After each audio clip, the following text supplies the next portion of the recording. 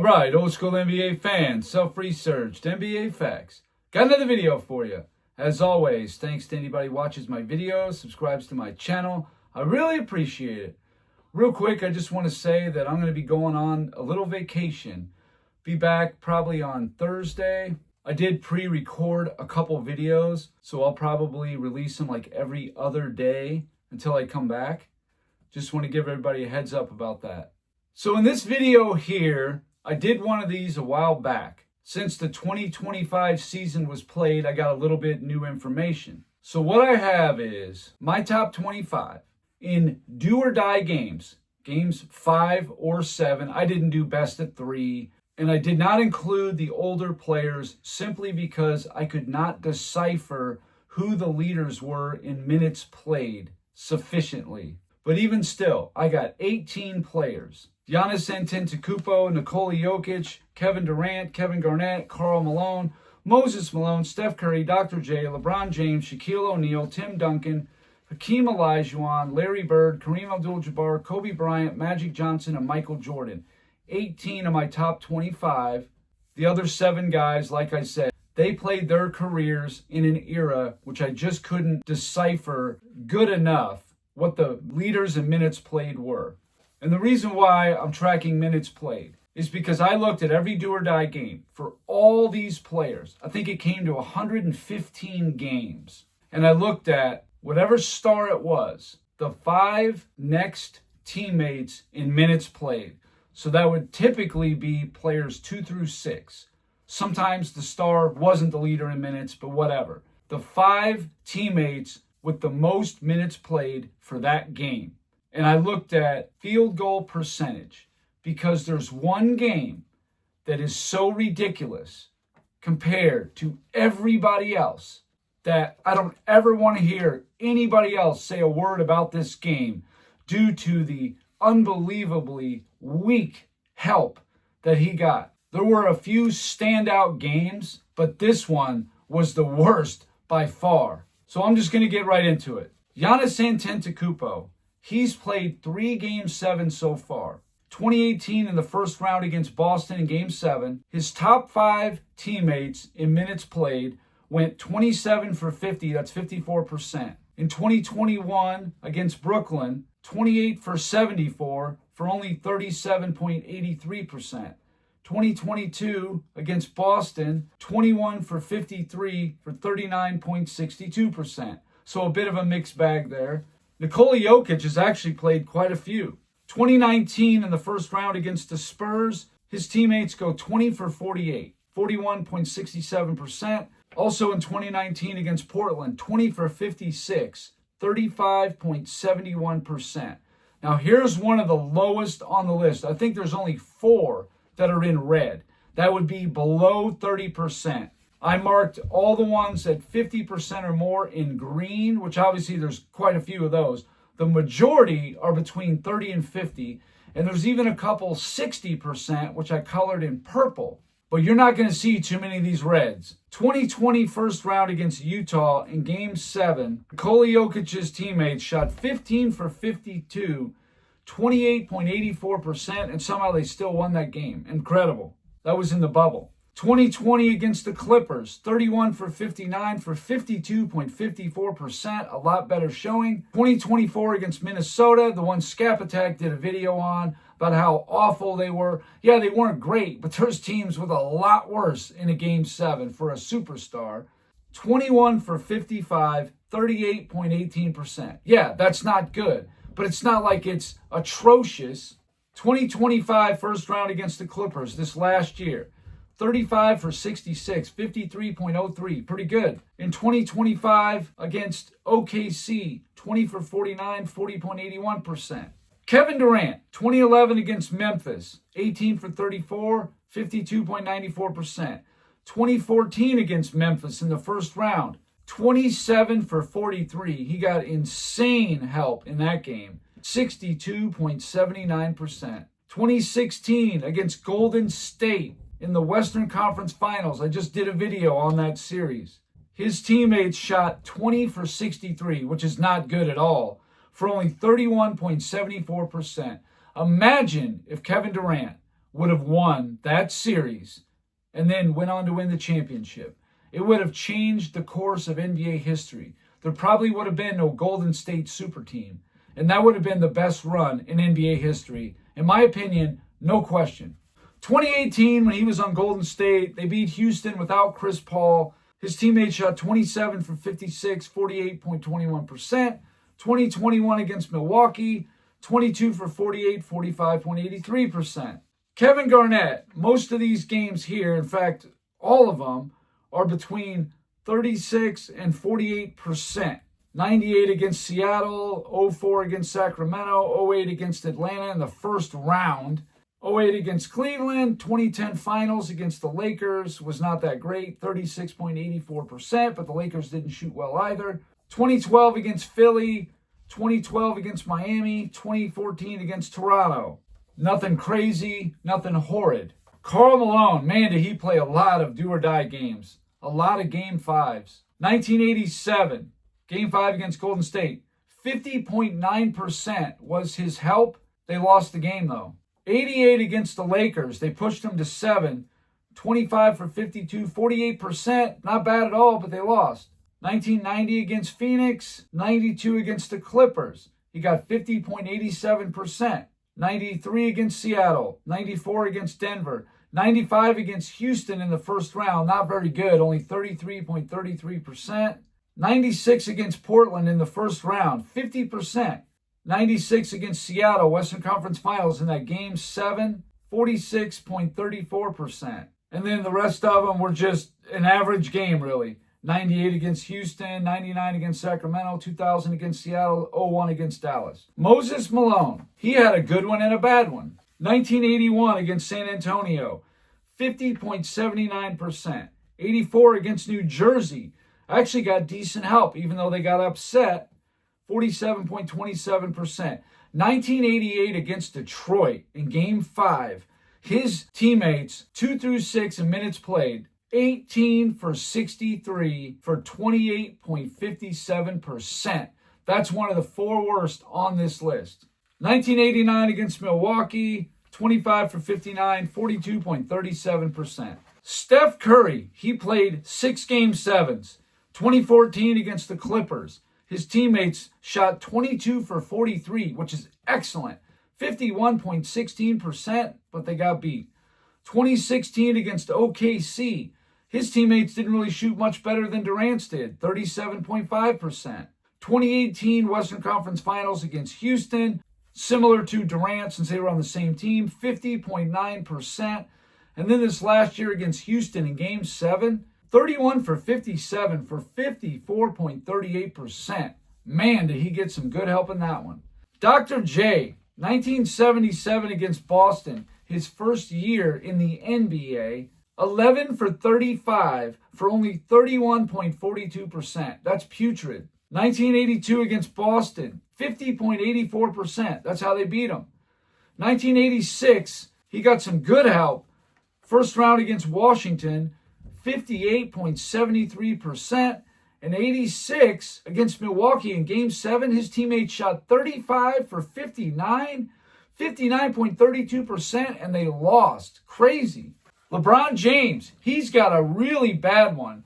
And upon this information, I'll never blame LeBron James for 2006 losing to Detroit. It's not fair. As much as people just don't like LeBron, you can't really blame him on this one. They were up 3-2, that's true. And they did have a chance to beat him. If you want to talk about beating him in 6, that's fine.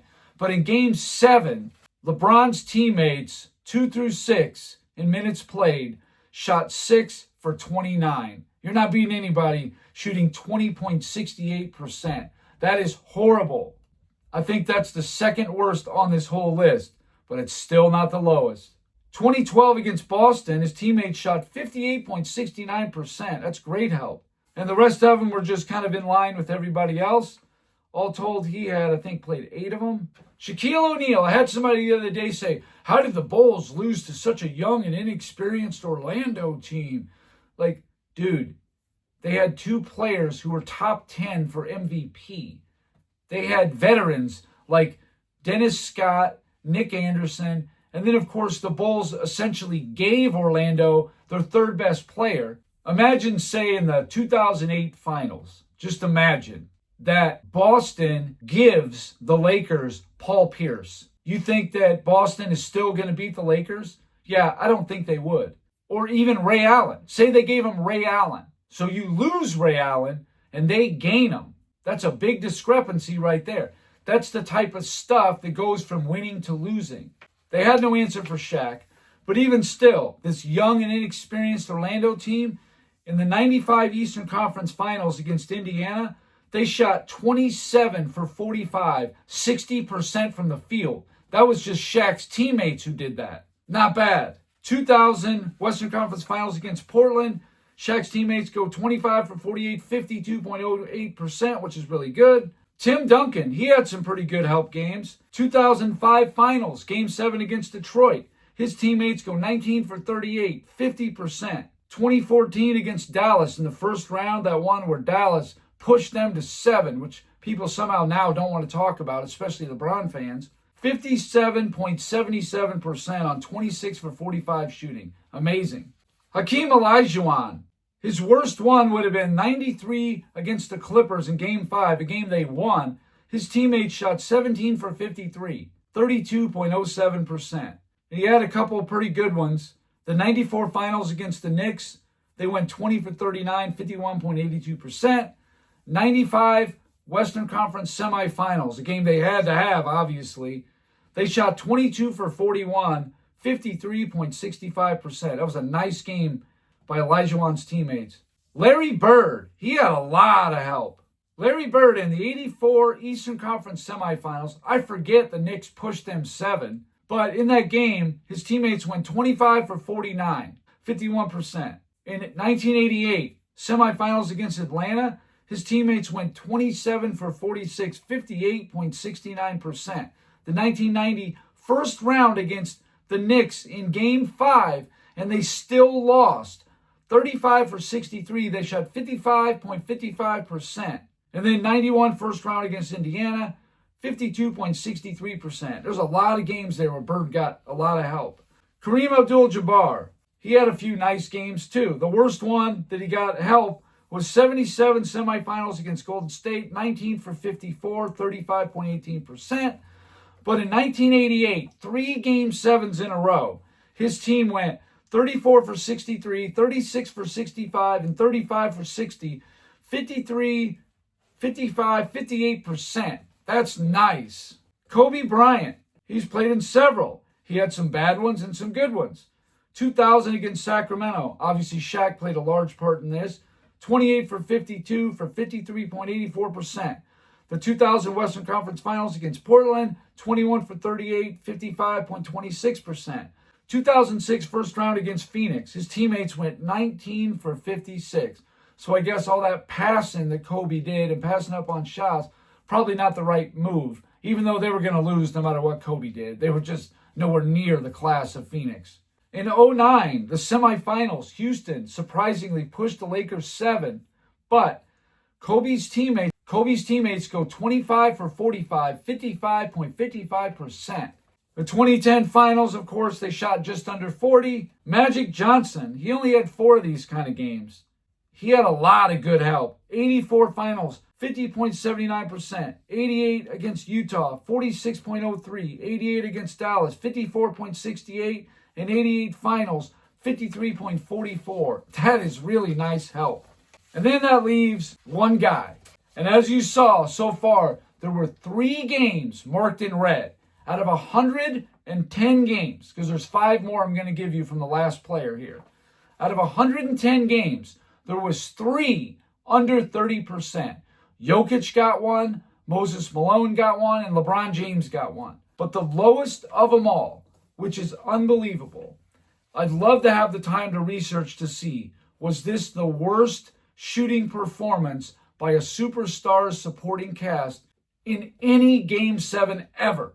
I wish I had the time to find that. 1988 against Cleveland, Jordan's teammates came through for him. 27 for 50 for 54%, excellent. 89 against Cleveland, they were okay, not bad. 21 for 46, 45.65. They won that game, both of them. Here's the game right here in question. 1990 Eastern Conference Finals against Detroit in Game 7. Scottie Pippen had a migraine. John Paxson was out. So we're talking about Scottie Pippen, Horace Grant, Bill Cartwright, Craig Hodges, and B.J. Armstrong. Those 5 players. They combined for 11 for 57, 19.29%. I think Horace Grant was 2 for 14. Bill Cartwright was like 1 for 9. Pippen was 1 for 10. It was ridiculous how bad they were. It's the worst of any superstar since the merger in a do-or-die game. Not even a Game 7.